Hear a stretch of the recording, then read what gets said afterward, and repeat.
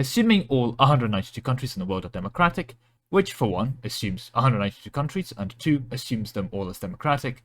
Well, with an election every 4 years on average around the world, we have 48 elections a year, or one election give or take every 7.5 days. This means to achieve global daily election rates, we either need to move most of the world to a biannual election system, or add around 1,318 more countries. Now, naturally, neither of these things seem easy, which is why I propose restoring the Holy Roman Empire, now with 1,330 states, the extra 12 coming to, well, make up for the modern countries that unfortunately have to be reabsorbed to make the difference. That should send Voltaire a message.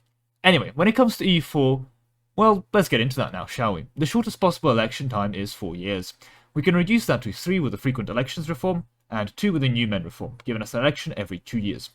I already covered this in a previous Achieving Peak Democracy video where I was stacking Republican tradition, which you can find linked here if you haven't already seen it, but basically, yeah, 2-year elections is peak. Which, by the way, since we re-elect, produces 50 monarch points every 2 years, or 25 monarch points a year, or an extra 0.694 monarch points per month in each category. Now, this is actually the limit in normal play, but with custom nations we can get another -1 years until re-election, giving us a yearly election. This, of course, comes from the custom nation unique -1 years until re-election idea, which you can pick up, which does, again, give us yearly re-election, as well as 50 monarch points a year, which comes to a monthly 1.48 monthly monarch points in each category. That is very decent, but we want daily elections. And here I have to concede, Paradox did good?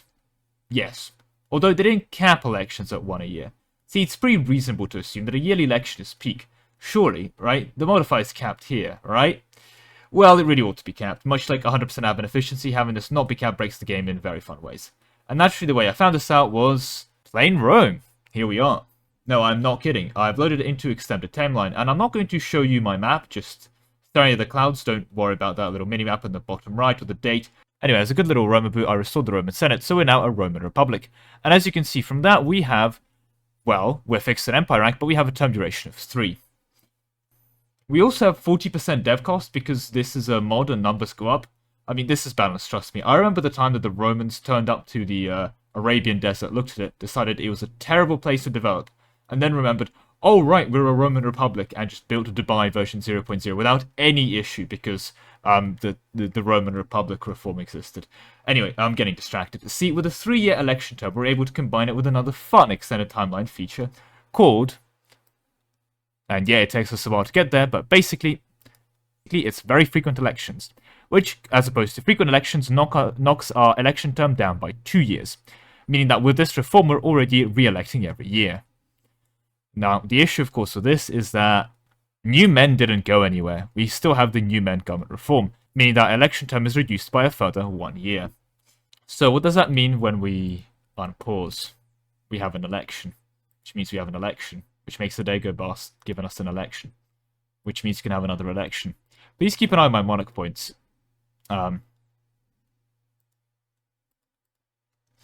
This has to be the most democratic country on the planet. Goddamn, I love the Roman Republic. This is so democratic. Look at how much democracy we're printing every single day. This is incredible. This is so democratic. Now, for those wondering, by the way, the 50 monarch points per re-election comes to 500 of each monarch points a month on average.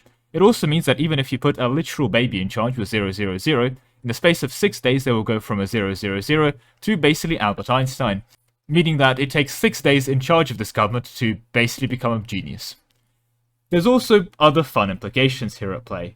And then we have to realize something fun happens. Well, see, we don't have an election every day. As far as the game's concerned, we have an election every 0 days, and that distinction is actually very important for one very key thing.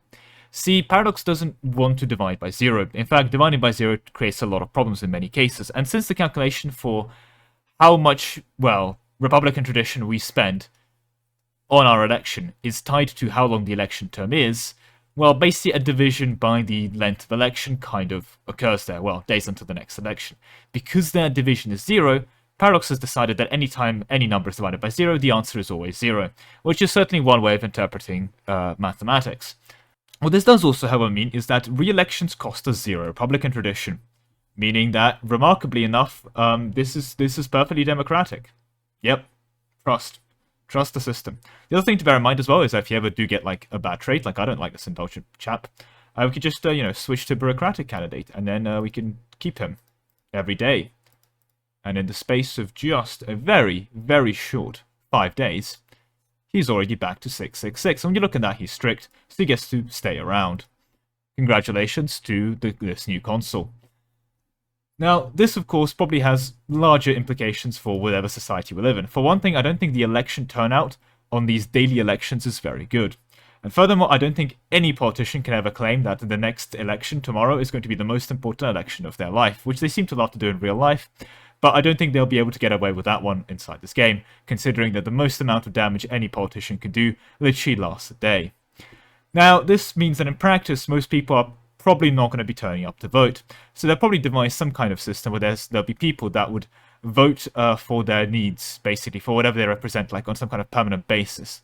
Where either these, whatever you want to call these, like representatives, they could either be paid out by the central government to represent their like group of people, and they would vote on their behalf for them. Some kind of like election type place. They could all meet in like this big building where they all get to have a daily election, decide who gets to be in charge.